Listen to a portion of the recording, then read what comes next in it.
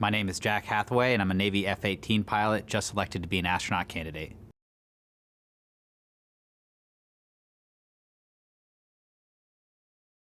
I was born and raised in South Windsor, Connecticut. It's a kind of a suburban town on the outskirts of Hartford. Pretty quiet place to grow up, not anything crazy going on there. It was just kind of a normal suburban lifestyle.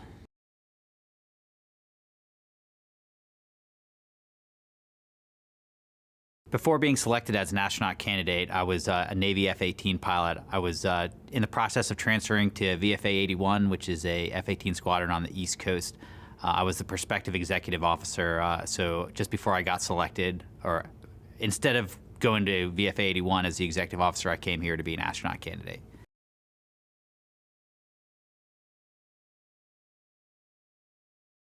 A NASA astronaut is someone who is looking for adventure and challenge and wants to push the limits of technology and humanity and themselves to try to find something out, to try to explore the universe, to kind of advance human knowledge of where we are in the universe, how it all works, and just explore how the universe can work and how we can work together to figure all these things out.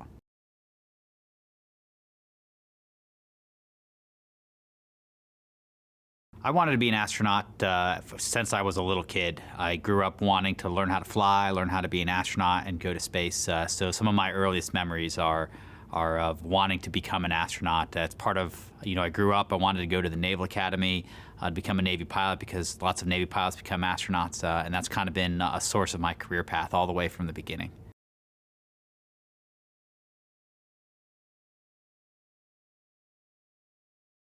I think that answer kind of depends on what age you're talking about. Like when you're a little kid, you're kind of excited about the thrill of it, and it's kind of neat and very exciting and cool. And as you get older, you kind of recognize there's more complexity to it. That there's a lot of challenge involved. There's a lot of sacrifice involved. You have to figure out really where you want to take your life. And as I've gone through my naval career, I love working with people that are really passionate about what they do.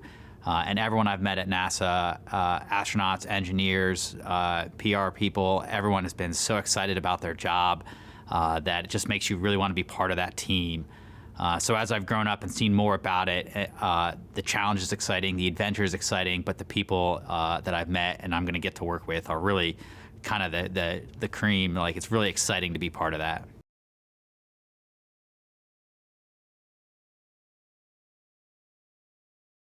The astronaut selection process was a little bit long this time, I guess, partially because of COVID. Some delays were happening because of that. I was actually stationed at the Pentagon when I first applied back in early 2020, I believe it was. I completed that tour. I'd actually thought that it was all over, that I'd missed my opportunity because it had been so long since I had heard anything. And I'd transferred down to Virginia Beach to get requalified in the F-18 to join my squadron, VFA 81. And then I got the call that summer to come down for the first interview, and I was kind of just driving home one day, and I got a phone call, and I was like, wow, I guess this is still real. This is still a possibility. I haven't missed my chance. So then I came down for the first interview. It was just such a great experience. I just met so many interesting people from so many different walks of life. They have so much interesting, compelling backgrounds. There's just such a great group of people to work with that I was super excited to spend the week with them, doing all the stuff for the first round of interviews. The second round of interview, when I got invited back from that, I was a little blown away. I thought I wasn't going to have a chance based on all the incredible people I had met, but they got the opportunity to come down for the second round of interviews. It was a little bit longer, a full week this time, some more medical exams, some more psychology and psychiatric exams, some more team building tests and exercises. And again, just a really great group of people to work with. We got the opportunity to meet a few more astronauts, ask some more questions about what life is like this. So that was another really great experience. And then after that, they kind of told us to sit on our hands and wait for a phone call. I was actually out to sea on an aircraft carrier, the USS Truman. When I got the call, I had given them the phone number to the ready room there on the ship. Doesn't get great reception, and often there's not enough bandwidth to be able to get those phone calls. So I also gave them my email address out there. And I was just waiting all day to see if that ready room phone rang, and then the duty officer handed it to me and said, hey, it's NASA calling. And it was actually, I believe it was a Friday, and it was later in the evening, like 7 or 8, maybe even 9 o'clock at night. I just sat down in the ready room after finishing a flight, and I was like, hey, it's Friday night. No one's called me. I can just take the pack off for the weekend because they're not going to call on a weekend. It would have to be during the week. And I was like, oh, got a nice relaxing weekend. I logged on to my email, see if my wife had sent me a note. And I had a note from Reed Wiseman, who's the chief astronaut here. And he said, Jack, you haven't been answering your phone. Give me a call. Don't worry, it's not bad news. So I furiously ran up to the phone, tried to get an outside line, which took me a little bit of time to call him. And he was at a Friday night football game here in Houston. So I had to wait for him to get out of the stadium because the stadium was so loud before he could tell me, hey, we'd like you to come here and be an astronaut in this next class. And I was just over the moon. I was so excited when it happened that I was just, yeah, I'm excited. I'm on board. Please, when can I show up? Is pretty much how I took it. So yeah, it was a really, really exciting night, really great night for me.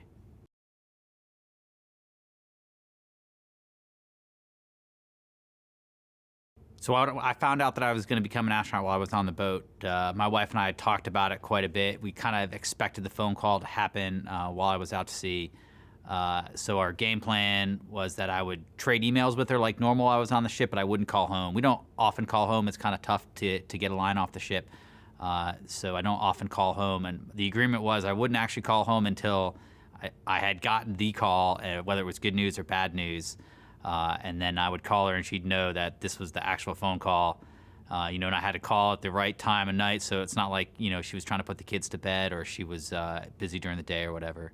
But she was excited. I think the first question she asked me was, did you say yes or no? And I was like, well, I said yes. Of course I said yes. I'm so excited about the opportunity.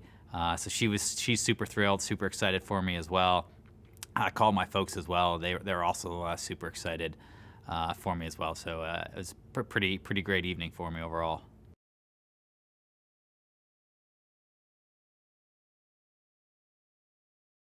I guess I'm most inspired by people who are excited and passionate about the type of work that they want to do, that they kind of feel their purpose in some way, that they want to use their life to kind of make a dent in the universe, to make things better.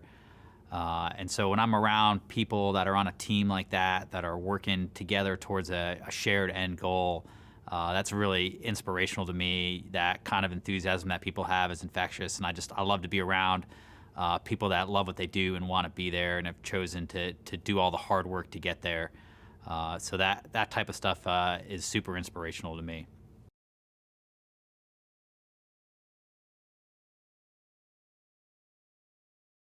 A memorable experience for me when I was growing up in school, I think, was in the 3rd grade. I'd fidget a lot. I was I was moving around a lot. I was a guy that just, it's hard for me to sit still.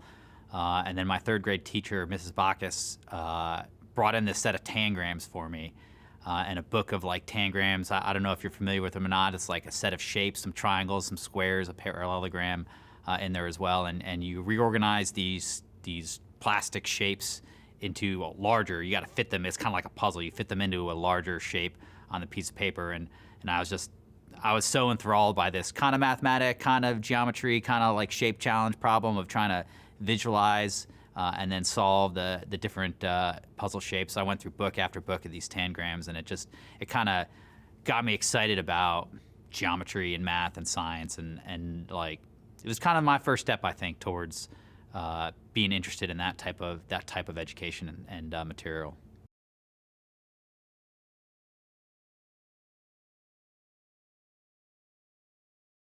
The idea of training to be a NASA astronaut, it's really surreal. Like you get this phone call that say we want you to come down. Through the whole selection process that you were surrounded by so many talented and passionate people. It's a fair amount of luck you got picked, and it doesn't quite feel real until you get started into it. And then you're surrounded by great, interesting people. It's kind of exciting. You want to do well. You want to take this opportunity that you've been given and make the most of it, since not everyone always gets those opportunities. So it's hard to say. I'm excited. I'm a little bit nervous. I want to do well. I want to, be part of the team. It's hard to believe it's happening. But I guess mostly I'm just excited for the opportunity.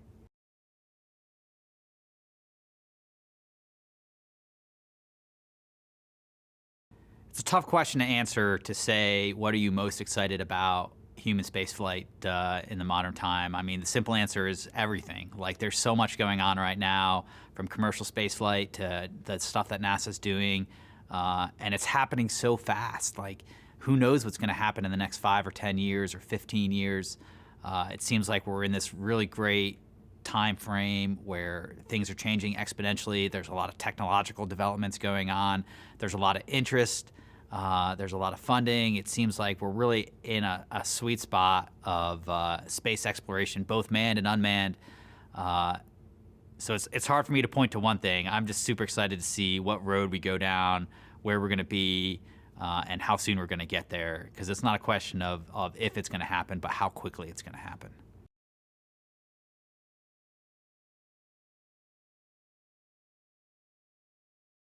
Going to space for the first time, it's hard to even wrap your head around that concept. Like, what's it going to be like? I mean, you've never experienced anything like it before.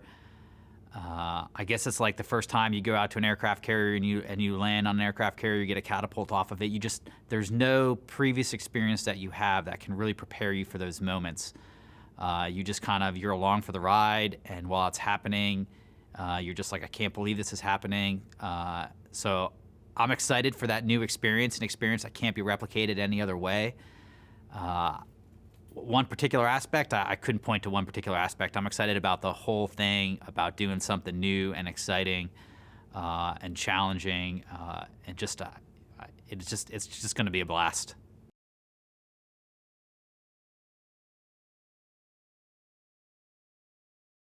The first thing I'm going to do when I get to space is unstrap, float around for a little bit, see what that feels like. Hopefully there'll be some buttons to push or something to help the spacecraft get to where it needs to go. But I'm excited about that feeling of weightlessness, which will be much different than the feeling of weightlessness you can kind of simulate a little bit in an aircraft in the atmosphere, in a zero-G dive or whatever. But I'm really excited to see what that actually feels like, to be just floating around. And then the next thing I'm going to do is look out the window, because people talk about it, how awe-inspiring the vista of the Earth itself is. I'm really excited to get out of that seat, float around a little bit, and just look out the window and just appreciate how wonderful our planet Earth is.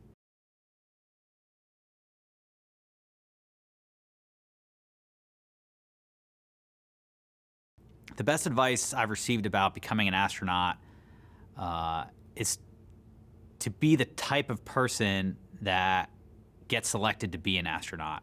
Like, there's no one thing you can do. There's no one way to become an astronaut. Everyone's got such different backgrounds and expertises. I guess you find what you love, you get really good at it, and then just be the type of person, the type of team player, the type of problem solver, the type of person that works well with various diverse backgrounds, people to work to solve a complicated problem in a demanding environment. And if you're that type of person, maybe you'll have the opportunity to go to a selection board and get interviewed, and maybe you'll have the opportunity to get picked, or maybe you won't. But in the end, you'll be that type of person, and you'll be a happier, more successful person that has become what you want to be. So that's the best advice I can give, is just to be that type of person that excels at what they do, loves what they do, is passionate about what they do, and does it with other people well. And then things will work out.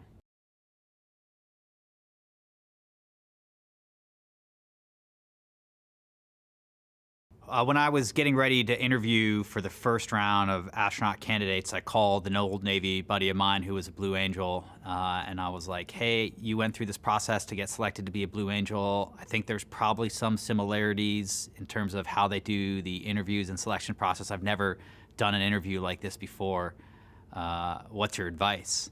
And the piece of advice he gave me was that they're going to ask you a question like, what's your biggest pet peeve, or something like that. He's like, the best way to answer that question is to tell a funny story. And he's like, I was interviewing to be a Blue Angel, and they asked me what my pet peeve was. I was like, you know what my pet peeve is when people don't put grocery carts back in the line when they drop their groceries off at their car, and then the carts are all over the parking lot, and they're just always in the way. Why can't you just put your cart back? And so I was like, oh, that's a good way. That's a tough question to answer, but it's a good way to do it. So that piece of advice to tell a funny story stuck with me and helped me out in the interview process.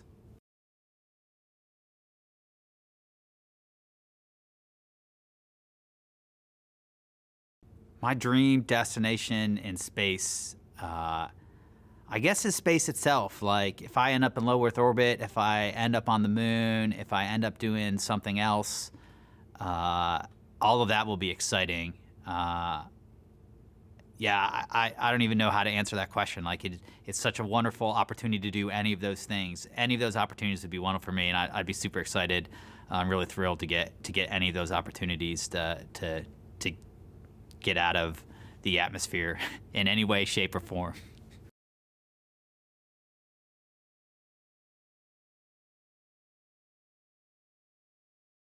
The least extraordinary thing that I do is forget where I put things.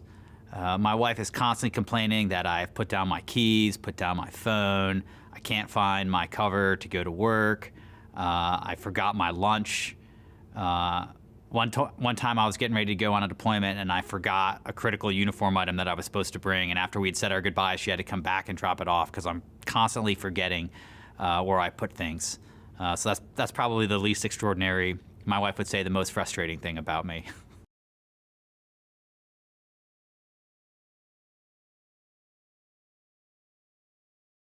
When I'm trying to study or get ready for a test or work on a paper that I'm trying to write down, I try to find the best place for me to work. Like, everyone's got their own like happy space where they work. Maybe it's in their room, maybe it's somewhere else. For me, it's like I put on a pair of headphones, I get some music going, and I just have some music going and kind of isolate myself from everyone else, and then I can just focus on what I'm doing. And kind of the music keeps me on track, keeps me moving, and then I can just work through whatever paper or math problem or whatever I'm going to go work out. So I guess my best tip is to find the place that you work best, and then use that and know how you work best, and just set yourself up for that.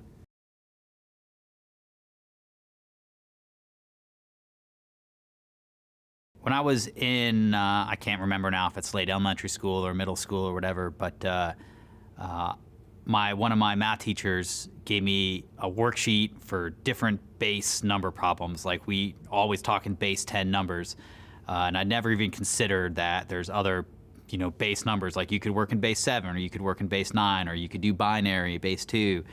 It kind of opened my mind to the fact that math is kind of a construct, and you can solve all sorts of different problems by looking at it in a different way. Sometimes the way that we look at things, not necessarily arbitrary, but there's other ways, other points of view to look at problems. That kind of opened my eyes to that type of thinking, not just that you can do math in base 7 or 8 or whatever, but that you can look at problems in completely different ways, and changing that perspective can sometimes help you solve a difficult problem. So that was kind of a neat experience for me to see how to kind of start my interest in STEM and math and science going forward from there.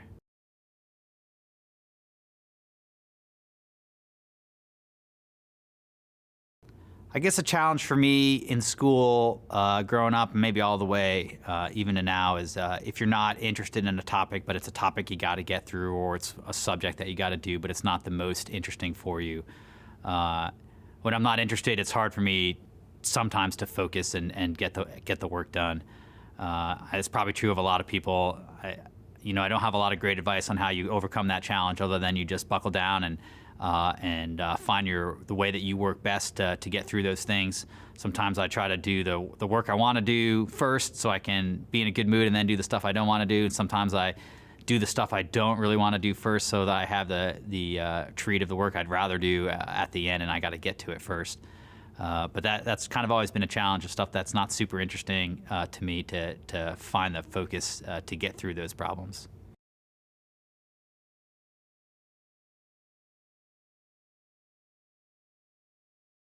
In the Navy, when we select pilots and really engineers as well to go to test pilot school, we're kind of unique among most services that operate aircraft around the world, even in the U.S. services, in that once you go to test pilot school, you graduate and then you go do a test tour, but then you go back operational afterwards. And most air forces and most other navies that operate aircraft stay test pilots for their whole career.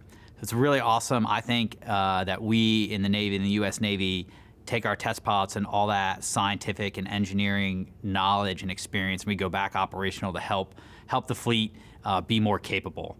I think that's really awesome. But the flip side of that is that I loved being a test pilot. I loved being on a test team. I loved working with the flight test engineers. And I only got a short period of time to do that. Only like 2 or 3 years or so after I graduated test pilot school. And then I went back to the operational world. And I haven't had a chance to go back to the test world yet. So now that I've had this great opportunity, I've been selected for NASA, going to get the opportunity to work with a whole bunch of flight test teams to solve engineering challenges, to work out flight control laws and different flight dynamic issues, and kind of combine that sense of me as a pilot and my piloting experience, how I can help the engineers solve their problems, how the engineers can help us solve our piloting challenges in order to produce a product, a spacecraft in this case, that can do the mission objective, return a sample, bring people safely to the low Earth orbit, get them to the moon. All these challenges that are facing NASA and other space operators nowadays. I'm super excited to be back into the science, engineering, test mindset of working with a test team to identify these problems, solve these challenges, iterate until we find a solution. Because we're right on the leading edge of technology, stuff that's never been done before, that we're not sure we can even solve with the current materials and capabilities that we have. So being a Navy test pilot, I loved going back operational. That's what Navy pilots do. We go out to sea, forward presence, for our country. But I'm super excited about the opportunity to take all that operational experience, bring it back into the test world, specifically for spacecraft and other types of engineering challenges we get to face and solve here at NASA.